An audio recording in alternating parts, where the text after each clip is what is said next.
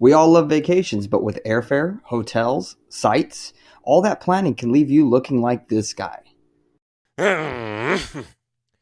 Fortunately, in this video, we're covering a tool that I've used over the past few years while on vacation to take away some of the stress and start enjoying some of the planning process. Now, you can not only visualize your plans before you take your vacation, you can also navigate while you're there. Start with a new Excel spreadsheet and save it in a workbook format. It lists the name, type of place, street address, city, state, and zip code. When you're inputting the type of place that it is, use a number to represent specific categories. So for example, if you want to put one as sites, you type the number 1, and then later on it'll allow you to categorize all the sites under the number 1. And then number 2 could be brunch spots, number 3 could be lunch, number 4 could be coffee shops, number 5 could be dinner spots. Just make sure you do that because it'll make your life easier in the future if you want to categorize by color.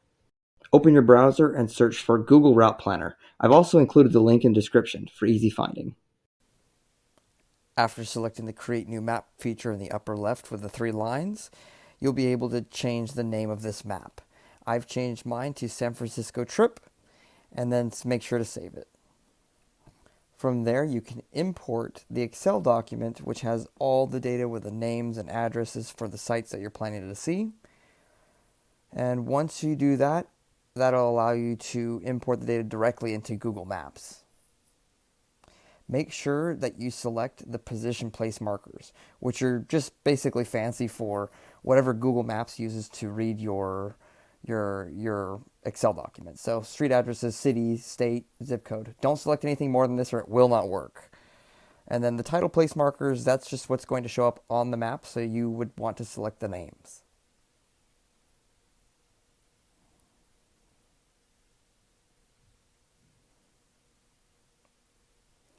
While it's loading, you'll see small blue dots that weren't representative of what I showed you in the beginning.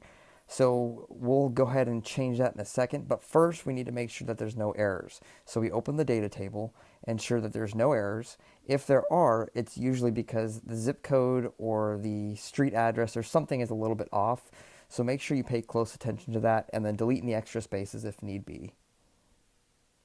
From here, you can change the different styles of the little blue pins. So from here, what I usually recommend is just changing it by the type, or at least grouping them by type, because that'll allow you to, let's say if you can assign a coffee shop for number 5 or whichever it is, and sites for a different number. It just allows you to be a little bit more organized this way, but make sure to do that during your Excel document process. So now you can see that each one is grouped by color. All the different options are color coded. So if we coded all the coffee shops with a 5, now all those are showing up under the same color. Now if you click on the little bucket, you can change the icon for that specific grouping, and then you'll be able to change the color that goes along with it. So for example, number 1 for me was sites, and then I also changed it to the camera icon with a little red. So when we're there at the Golden Gate Bridge, for example, we'll be able to navigate to the Fisherman's Wharf in San Francisco with just the touch of a button and then driving to that specific location.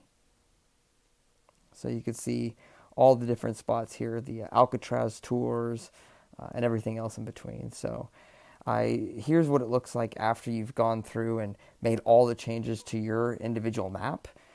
It's a very intuitive way to do things. If you're at brunch and you wanted to go to the next site, you'll just open it up on your phone and be able to do that from there. But here it's just, you can see everything very easily. All right, so now we get to access the data from our phones. Make sure you're logged into Google Maps. Select the Save button at the very bottom. Then select the Maps button on the middle right of the screen. And then select the map that you used and saved. Now you can access everything from your phone and navigate through your phone while you're on vacation. My hope is you found some use with this tool, and the next time you go on vacation, you'll gain a little bit more sanity back. But if you've watched this far in the video, I thank you for watching. Please let me know if you have any questions, and feel free to like and subscribe if you found it any bit valuable to you. Thank you.